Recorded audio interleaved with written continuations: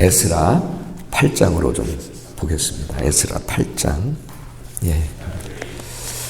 우리 21절부터요, 23절까지인데요. 우리 조금 긴 것 같지만 그래도 함께 한 목소리로 봉독하면 좋겠습니다. 함께 하겠습니다. 그때에 내가 아하와 강가에서 금식을 선포하고 우리 하나님 앞에서 스스로 겸비하여 우리와 우리 어린 아이와 모든 소유를 위하여 평탄한 길을 그에게 간구하였으니 이는 우리가 전에 왕에게 아뢰기를 우리 하나님의 손은 자기를 찾는 모든 자에게 선을 베푸시고 자기를 배반하는 모든 자에게는 권능과 진노를 내리신다 하였으므로 길에서 적군을 막고 우리를 도울 보병과 마병을 왕에게 구하기를 부끄러워하였음이니라. 그러므로 우리가 이를 위하여 금식하며 우리 하나님께 간구하였더니 그의 응답하심을 입었느니라. 아멘. 아멘. 하나님의 말씀입니다. 아멘. 여러분, 올해도 첫 번째 주일인데요, 설교하기 전에 여러분 축복하기 원합니다. 이번 2026년에도 좋은 일들뿐 아니라 원치 않는 어려운 일을 만날 수가 있겠죠. 그러나 하나님의 은혜로 더 행복하고 더 평안한 한 해가 되시기를 주의 이름으로 축복합니다. 그런 일들을, 여러 일들을 우리가 또 이제는 만나게 될 텐데 그럴 때마다 언제든지 여러분 믿음 붙들고 사시기를 바랍니다. 믿음 붙들고 사세요. 믿음이 우리 앞에 닥치는 세상과 현실을 이기게 하고요, 믿음이 우리를 구원합니다. 아멘. 그리고 믿음은 흔들리지 않는 깊은 평안을 우리에게 허락합니다. 아멘. 여러분, 하나님께서 역사하시는 원리의 핵심은 믿음입니다. 믿음. 그렇죠? 하나님은 우리의 믿음을 보시고 그 믿음을 따라 일하시는 분이시기 때문입니다. 그래서 우리 일상 속에서도, 일상의 생활 속에서도 믿음을 통해서 여러분 하나님의 도우심을 경험하게 될 줄 믿습니다. 아멘. 예. 저는 그래서 올해도요, 변함없이 믿음을 잘 지키시라고 오늘도 말하고 또 계속 그 얘기를 할 거예요. 믿음 잘 지키시라고. 근데 그 믿음도 잘못된 믿음은 안 되잖아요. 그러니까 바른 믿음을 잘 지키시라고, 그리고 그 믿음에 굳게 서시라고 권면하고 또 권면하고 또 권면할 거예요, 아마 2026년에도. 예. 그리고 이를 위해서 우리가 말씀 많이 보자고, 성경 많이 읽자고, 기도 많이 하자고. 예. 아이고, 벌써 2026년 설교 다 끝났네요. 계속 이렇게만 말씀드릴 거니까. 여러분, 우리 모두가 이번 한 해는 믿음이 더 강해지고 풍성해지고, 믿음이 풍성해지고 믿음이 더 깊어지는, 그래서 하나님의 능력과 도우심으로 형통케 되는 그런 복된 한 해가 되시기를 주의 이름으로 축원합니다. 아멘. 아멘.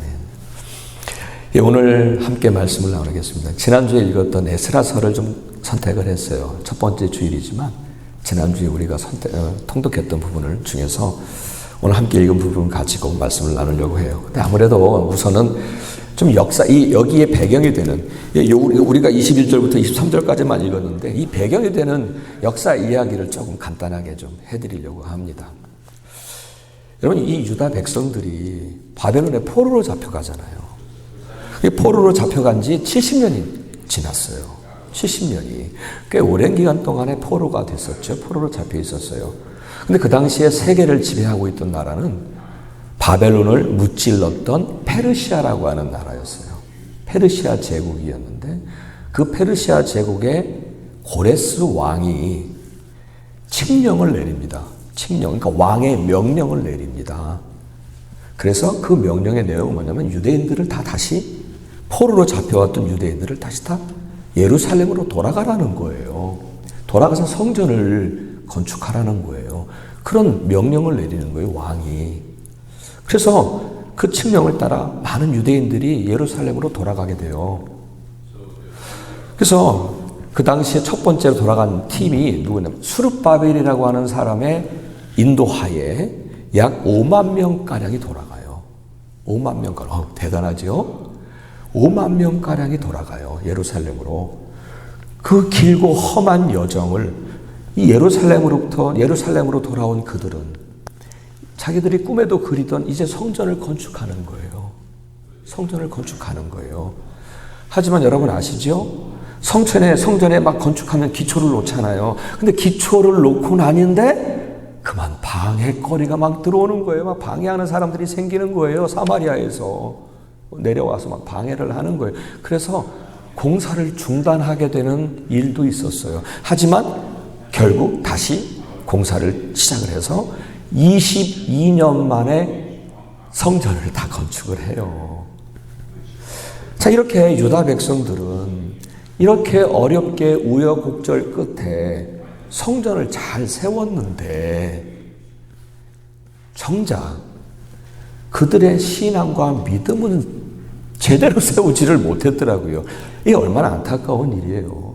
성전은 세워놨는데 정작 신앙은 제대로 세우지를 못했더라고요. 물론 그들은 성전을 지어놓고 나서 그 안에서 제사도 드리고 뭐 절기도 지켰겠지만 정작 하나님의 말씀에서 벗어난 신앙을 갖고 있더라고요. 우상을 섬기던 사마리아 사람들을 따라서 하나님도 섬기고 세상도 섬기는 이런 타협적인 신앙을 갖게 됐더라고요. 그런 신앙생활을 하고 살았어요. 그리고 이 사마리아 사람들은 우상이 많았잖아요. 그러니까 그들을 따라서 또 우상의 풍속도 닮아가는 거예요.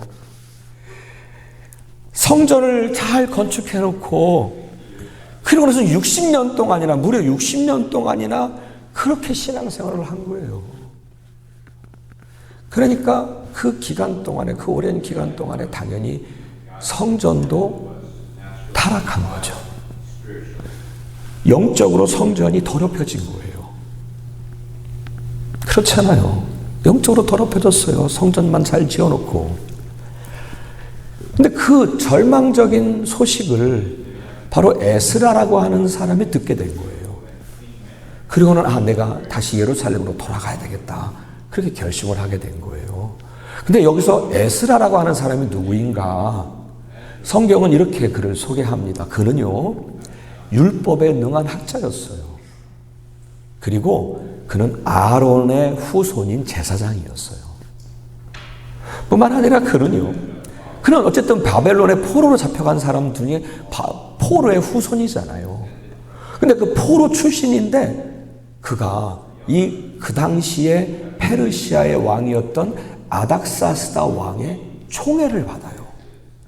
신임을 받는 고위 관리였던 것 같아요. 고위 관리.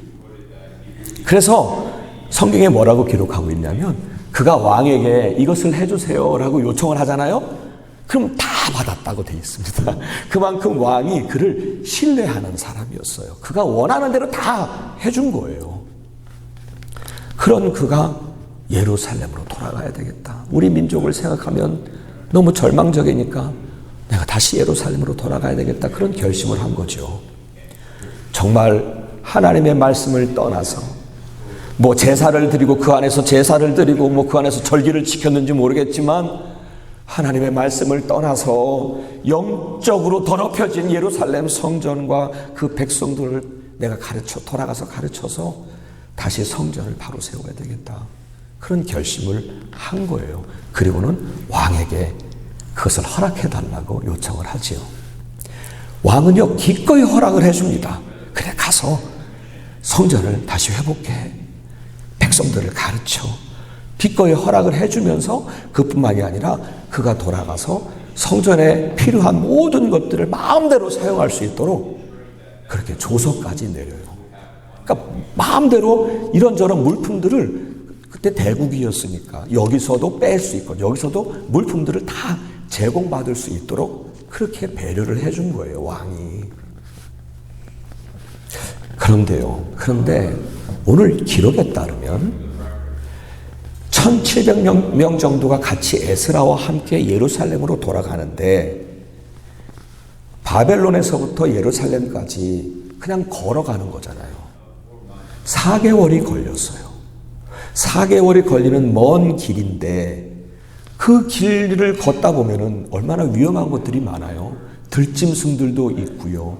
또 때때로 도적들의 위협들도 있었거든요. 그런데 그 길을 가는 그들을 보호해주고 호위해줄 병사 하나가 없던 거예요. 여러분 생각해 보세요.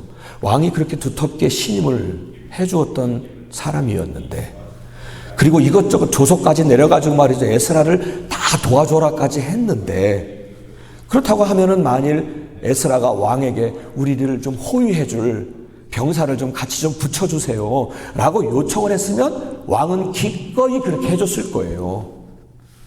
그런데 에스라는 그 위험한 여정을 걸어가면서 시작하면서 왕에게 호위병을 달라고, 우리를 보호해줄 호위병을 달라고 요청하지를 않았더라고요. 왜 그랬을까요? 그 위험한 길을 가면서 왜 우리에게 병사를 붙여달라고 요청하지 않았을까요? 그 이유가 있었어요. 오늘 우리가 함께 읽은 22절을 우리 다시 한번 읽어볼까요? 우리 한 목소리를 읽겠습니다. 함께 하겠습니다. 시작. 이는 우리가 전에 왕에게 아뢰기를 우리 하나님의 손은 자기를 찾는 모든 자에게 선을 베푸시고 자기를 배반하는 모든 자에게는 권능과 진노를 내리신다 하였으므로 길에서 적군을 막고 우리를 도울 보병과 마병을 왕에게 구하기를 부끄러워하였습니다. 아멘. 쉽게 얘기하면은요, 전에 내가 왕에게 그런 말을 했다는 거예요. 내가 믿는 하나님의 손은 자기를 찾는 모든 사람들에게 선을 베푸시는 분이세요. 그래서 우리가 기도하면 하나님은 우리를 지켜주실 겁니다. 그렇게 왕에게 말을 해놨는데 정작 우리를 좀 보호해줄 보병과 마병을 좀 우리에게 달라라고 말하기가 부끄러웠던 거예요. 이해하시겠죠? 그걸 요청하지 못한 거예요. 여러분, 에스라의 믿음은 확실했어요. 그 긴 여정 중에 하나님이 도우실 것이고 보호해 주실 것이라고 그는 확실하게 믿었어요. 하지만 막상 가려고 하니까 두려웠던 거예요. 현실은 두려웠던 거예요. 그렇다고 두렵지 않은 척 하지도 않았어요.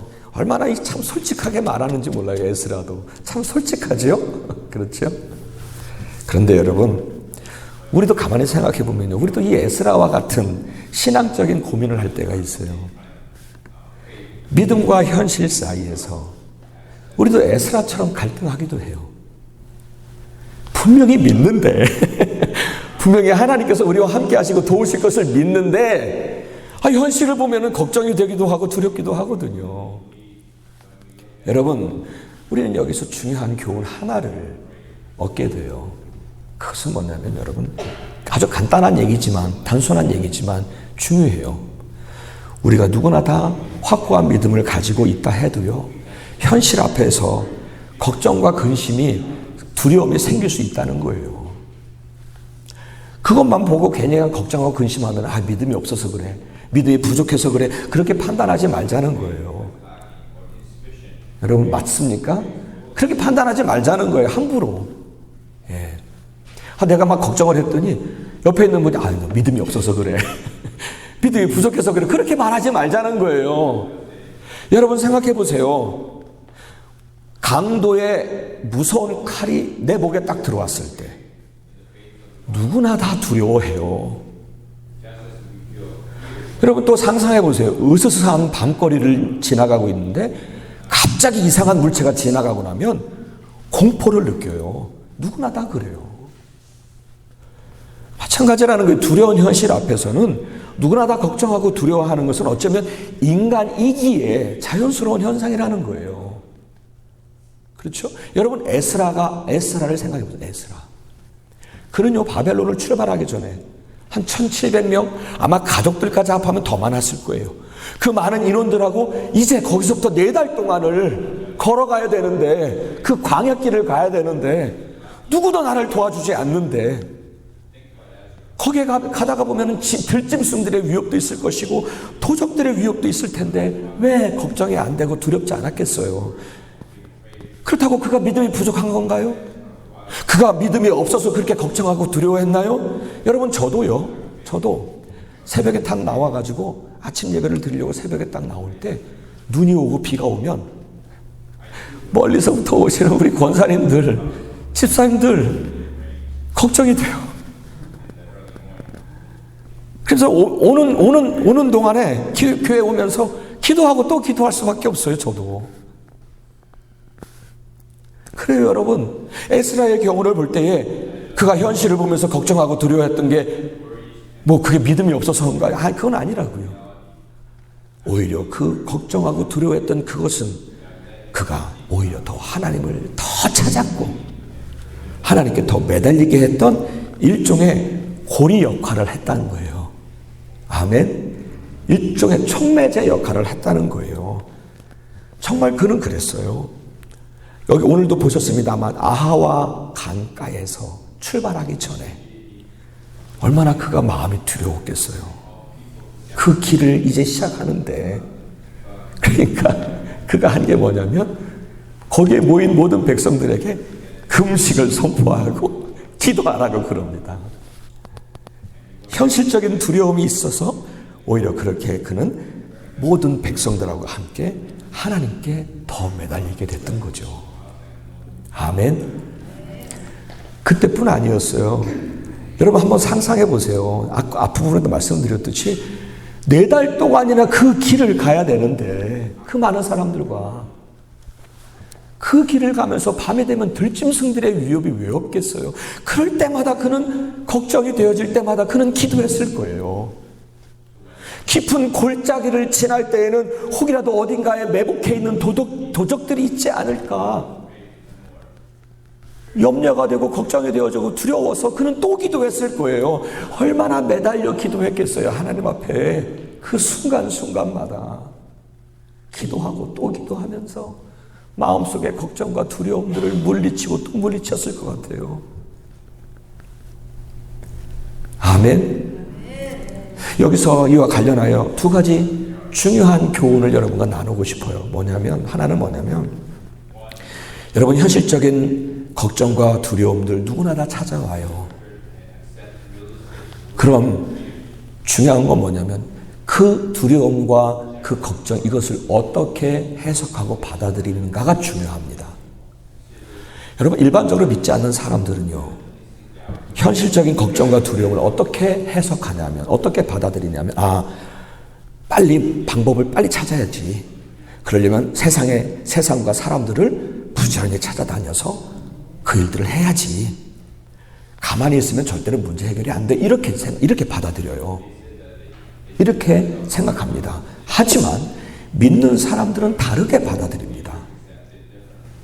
현실적인 걱정과 근심, 두려움이 오잖아요, 우리에게.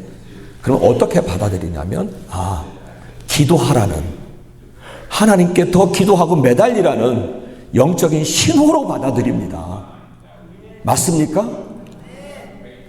하나님을 더 찾고 하나님께 더 기도하고 매달려야 한다는 영적인 사인으로 보는 거예요.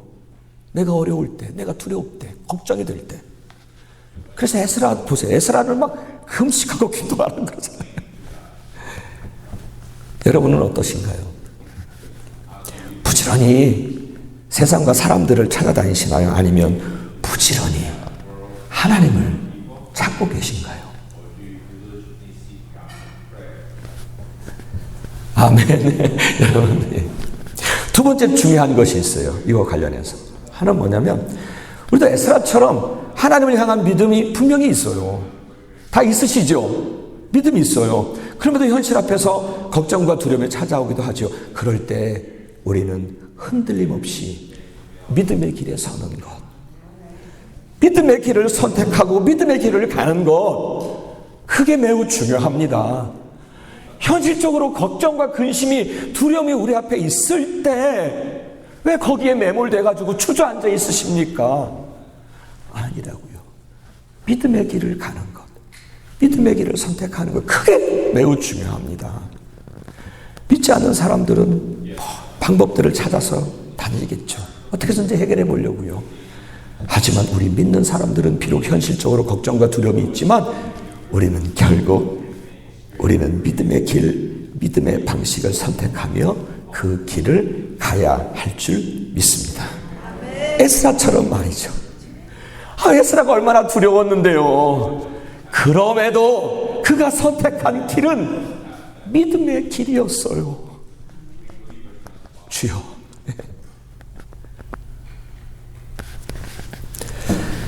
그런데요, 보니까 그렇게 믿음의 길을 선택하고 걸었다 해도 다 평안하지는 않더라고요. 8장 31절에 보시면은요, 에스라와 백성들이 가는 길에 적들도 만났고 매복해 있던 도적들에 의해서 습격도 받았더라고요. 그러나 에스라가 뭐라고 고백하는지 아세요? 그러나 하나님이 도우셨습니다. 예, 믿음의 길을 선택해서 가지만 때때로 어려움도 만나지요. 그러나 그 순간조차도 하나님의 구원이 있음을 믿으시고 하나님의 도우심을 구하고 더 매달려 기도하세요. 하나님은 에스라가 말했듯이 반드시 우리의 기도에 응답하시는 분이십니다. 마지막으로 저는 이 말씀을 묵상하면서 우리 교회의 현재 상황을 생각해 보았습니다. 우리는 분명 믿습니다. 하나님께서 우리를 위해서 놀라운 일을 행하셔서 우리에게 가장 적합한 때에 적합한 예배 초소를 허락하실 것을 믿습니다. 여러분 믿으시죠? 근데 동시에 현실을 보니까 아무것도 안 보여요. 아무것도 안 보여요. 그래서인지 성도님들 중에는 이거 어떻게 되는 건가 걱정하실 수도 있어요. 사실 저도 그래요. 저도 때때로 어떻게 될 건지, 에이전트한테 맡겼는데 왜 아무런 소식이 없는지, 아무런 연락이 없는지, 그런 생각들이 들어요. 저도. 그게 우리의 믿음이 부족하거나 믿음이 없어서라고 보기는 않아요. 에스라처럼 분명히 하나님의 인도하심을 믿어요. 근데 이런 걱정들이 생긴다고요. 그럴 때 우리는 끝까지 믿음의 길을 가야 할 줄 믿습니다. 그렇죠? 사람과 세상 찾아다닐 거 없어요.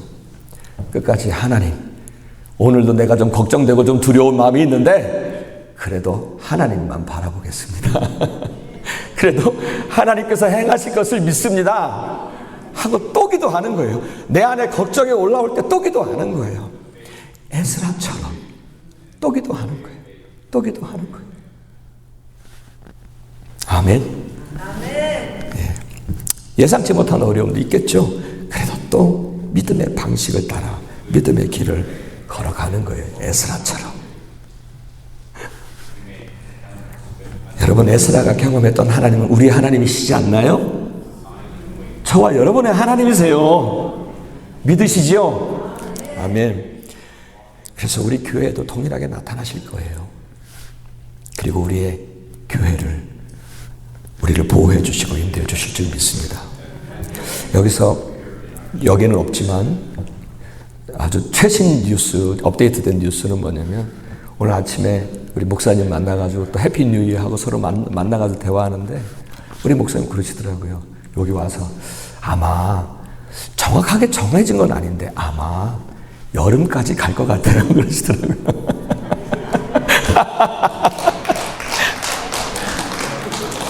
제 생각에는 아마 하나님이 우리가 더 이렇게 보호해 주시려고 더 다른 이렇게 보호가 필요한 것 같아요. 보호해 주시고 저는 사실은 마음 가운데 지난번에 3월까지라고 했을 때 사실 마음이 되게 감사했어요. 왜냐하면 겨울을 여기서 나는구나 그런 생각을 했는데 아마 하나님께서 우리에게 시간을 주셔서 우리에게 더 적합한 때를 적합한 곳을 우리에게 허락해 주시려고 우리에게 그러한 또 다른 은혜를 주신 것이라고 저는 여러분도 그렇죠? 믿습니다. 아멘. 예, 그래요. 올해 2026년은요 우리 교회에게 있어서 매우 중요한 한 해가 될 겁니다. 어쨌든 우리는 한번 옮기잖아요. 그 모든 과정에서 이렇게 에스라가 경험했던 믿음의 증거를 좀 가진 교회가 되기를 원합니다. 그래서 그 믿음 증거 가지고 우리 힘을 더 얻어서 더욱 성장하고 행복한 우리 교회가 되어지기를 간절히 바랍니다. 주님이 우리와 함께 하실 것입니다. 할렐루야. 우리 함께 일어나셔서 우리 함께